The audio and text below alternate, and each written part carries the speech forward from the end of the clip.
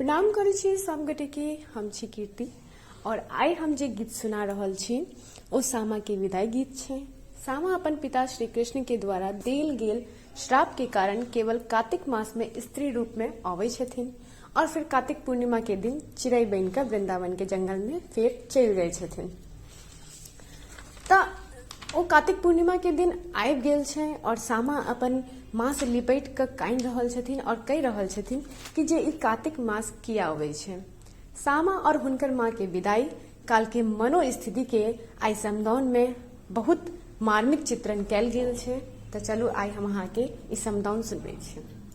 तऽ चलू शुरू करै छी सामा चकेवा के समदाउन।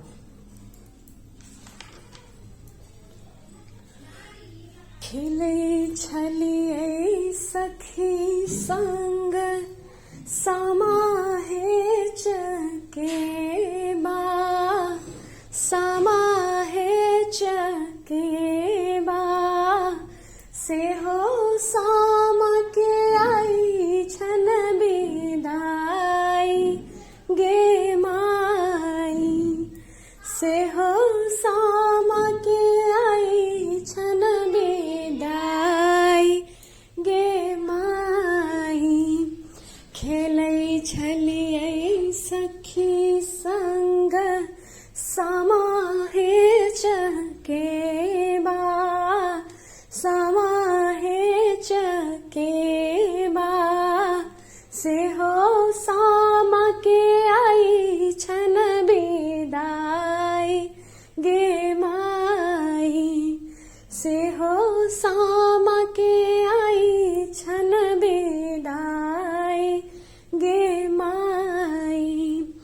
मिली लिया जुली लियो सखी है सहेलिया, सखी है सहेलिया, सामा जेती सासुर आई गे माई, सामा जेती सासुर आई गे माई।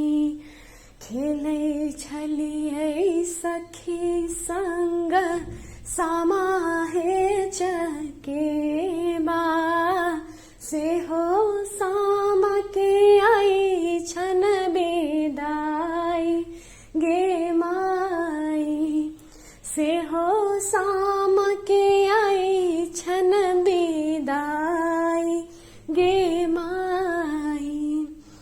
आई है माई है पर है पड़ोसिन, पर है पड़ोसिन, चलू करबै सामा के बिदाई गे माई, चलू करबै सामा के बिदाई गे माई। खेलै छलियै सखी संग सामा हे चकेबा, सेहो सामा के आई छन बिदाई गे माई, सेहो सामा के आई छन बिदाई गे माई। जुग जुग जीबथु सब हक भैया, सब हक भैया, भौजी सबके बढ़न ही बात गे माई, भौजी सबके बढ़न ही बात गे माई।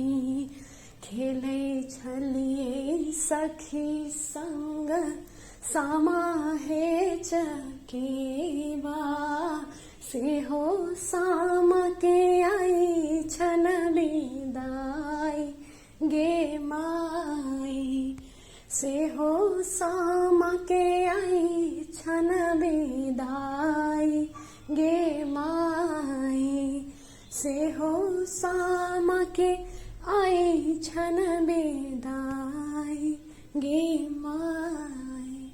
बहुत रास धन्यवाद अहाँ सबके।